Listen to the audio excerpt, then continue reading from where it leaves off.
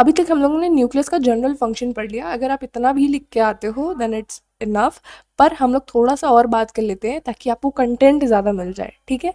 तो हम लोग इस वीडियो में डिफरेंट पार्ट्स ऑफ न्यूक्लियस के बारे में, उनके फंक्शंस के बारे में डिस्कस करेंगे। देखो न्यूक्लियर एनवेलप क्या होती थी, यहाँ पे हम लोग हल्का सा बना ही लेते हैं। तो ये आपकी न्यूक्लियर राउंड स्ट्रक्चर बनाना, ठीक है।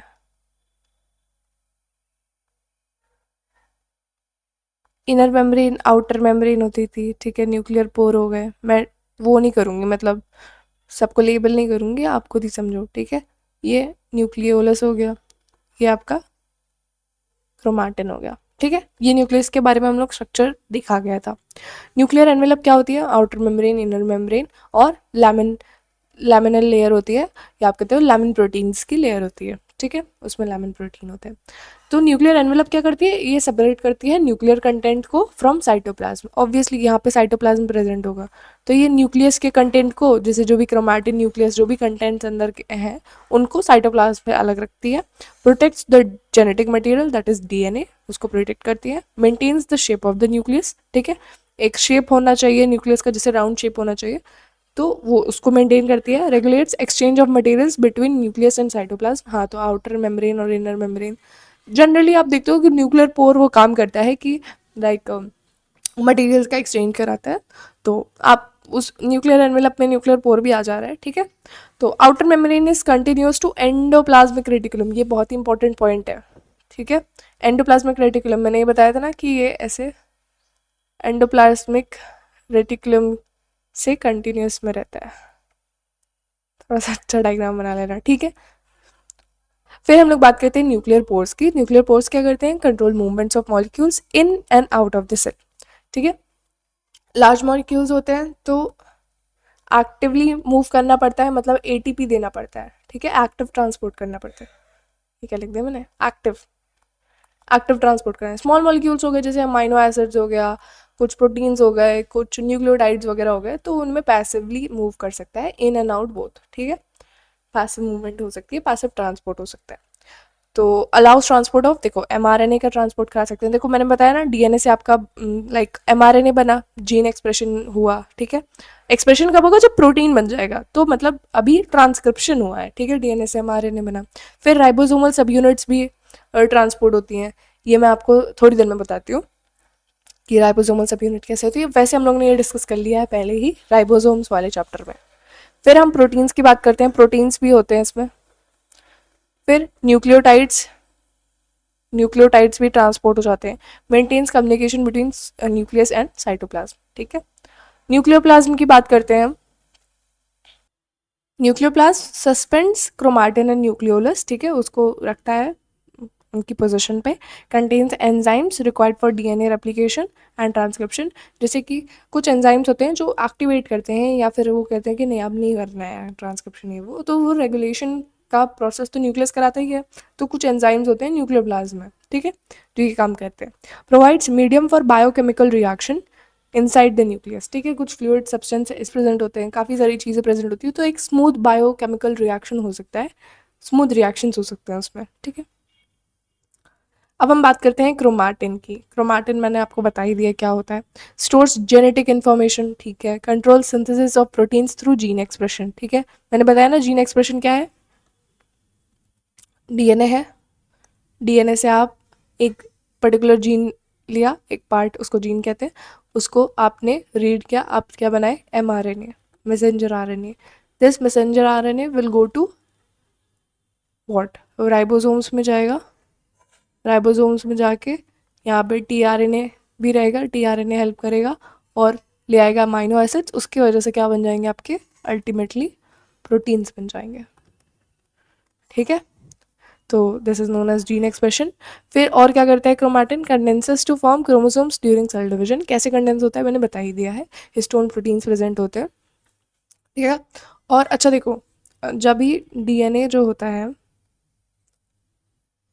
ये डीएनए है, ठीक है, अगर ये कंडेंस रहेगा, मान लो ये कंडेंस है, ठीक है, बहुत ही कंडेंस है, तो क्या इसको मैं पढ़ पाऊंगी। अब आप समझो कि लाइक बुक बंद है, तो क्या मैं उसे पढ़ पाऊंगी ना, मुझे उसे खोलना पड़ेगा, है ना।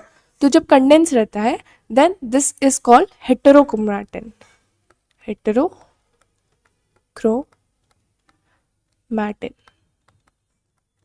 ठीक है।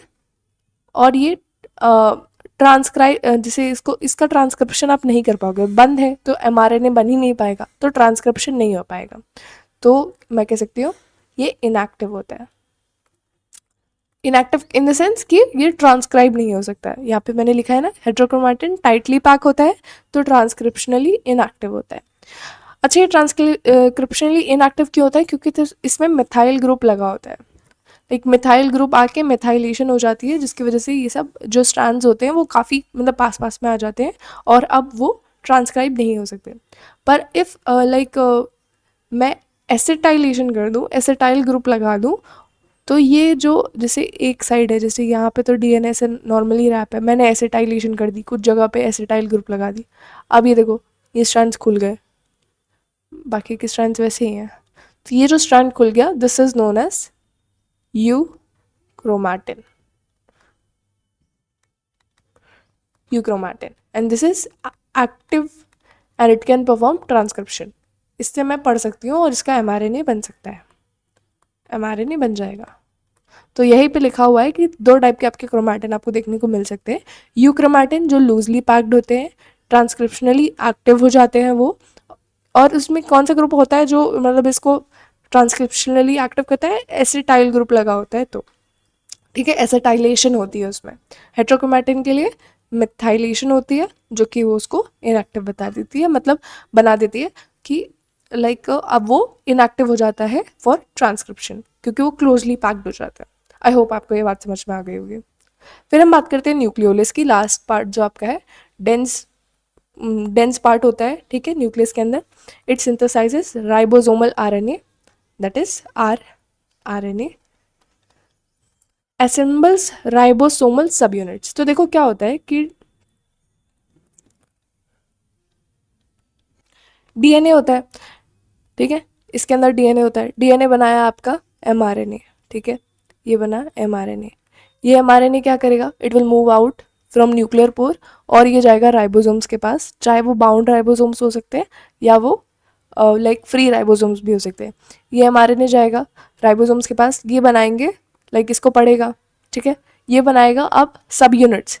मैंने बताया था राइबोसोम्स की सब यूनिट होती है, एक स्मॉल सब यूनिट बनाया उसने, एक स्मॉल बनाया एक लार्ज बनाया, ठीक है, ये स्मॉल सब यूनिट हो गई, एक ये लार्ज सब यूनिट हो गई। अब ये सब यूनिट हो गई, प्रोटीन्स हैं, ठीक है, प्रोटीन्स बने, एक लार्ज प्रोटीन बना और एक स्मॉल प्रोटीन बना एमआरएनए को रीड करने के बाद। अब ये दोनों प्रोटीन्स जो है ये अंदर वापस जाएंगे न्यूक्लियस के अंदर थ्रू न्यूक्लियर पोर, ठीक है, न्यूक्लियर पोर वापस जाएंगे, तो यहाँ पे न्यूक्लियोलस प्रेजेंट होता है।